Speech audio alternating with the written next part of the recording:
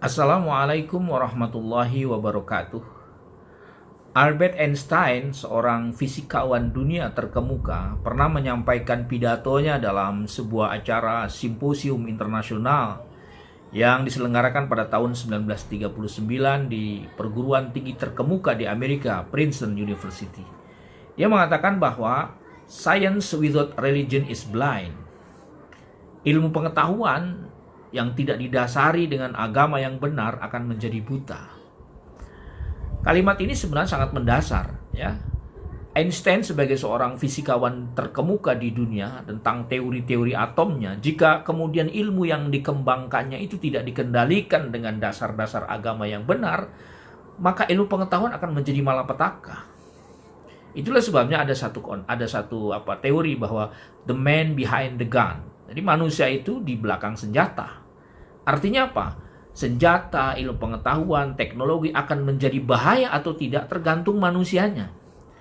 Ketika manusianya punya dasar dan value, nilai-nilai keagamaan, maka ilmu pengetahuan tidak akan memberikan bahaya, tetapi memberikan manfaat besar. Tapi begitu sebaliknya, ketika orang yang di belakang senjata, the man-nya itu tidak mempunyai value, tidak punya nilai agama yang benar, maka senjata, teknologi, ilmu pengetahuan akan menjadi malapetaka karena digunakan oleh orang yang salah. Saudara sekalian, konsep atau teori yang disampaikan pidato oleh Einstein ini sebenarnya 14 abad yang lalu sudah disampaikan di dalam Al-Quran. Al-Quran mengatakan, Iqra bismi rabbikal ladzi khalaq. Jadi ayat yang pertama dan surat yang pertama turun di dalam Al-Quran itu terdapat di dalam surat Al-Alaq yang 5 ayat itu. 2 ayat di pertamanya adalah Iqra. Iqra itu artinya bacalah.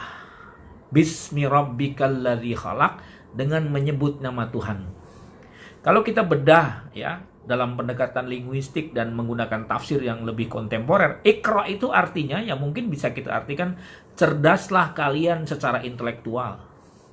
Jadi Iqra itu kita diperintahkan untuk membaca dan kita ingin membangun kecerdasan secara intelektual. Jadi kalau kita ingin membangun kecerdasan intelektual, kecerdasan akal, maka modal yang dilakukannya adalah Iqra. Bacalah. Jadi Iqra itu merupakan media awal untuk membangun kecerdasan yang bersifat intelektual. Tapi jangan lupa, di situ ada ayat yang berikutnya, Bismi rabbikal ladzi khalaq. Dengan menyebut nama Tuhanmu yang telah menciptakan. Maknanya apa? Tidak hanya membaca untuk mencerdaskan intelektual, tapi Bismi rabbikal ladzi khalaq, harus menyebut nama Tuhan. Kalau Iqra itu perwakilannya adalah intelektualisme, logika, dan akal, maka Bismi rabbikal ladzi khalaq itu perwakilan dari hati dan spiritualitas. Maka berkembang ya, ada teori atau ada konsep tentang IQ, kecerdasan intelektual, dan ada kecerdasan spiritual, ya. Jadi kalau kita baca dari surat Al-Alaq ayat 1 sampai ayat 5 itu, pada bagian pertamanya sebenarnya peradaban itu bisa dibangun secara ideal kalau modalnya kecerdasan intelektual dan kecerdasan spiritual. Kecerdasan intelektual yang tidak didasari dengan kecerdasan spiritual akan menjadi buta, dan itulah yang disampaikan oleh Albert Einstein, seorang ahli fisikawan dunia, ya. Dia sadar betul kalau ilmu tidak didasari, tidak dikendalikan oleh agama akan menjadi malapetaka. Saudara-saudara sekalian, sekali lagi bahwa kalau dalam Islam, peradaban itu harus membangun keseimbangan antara cerdas secara intelektual, tapi cerdas juga secara spiritual.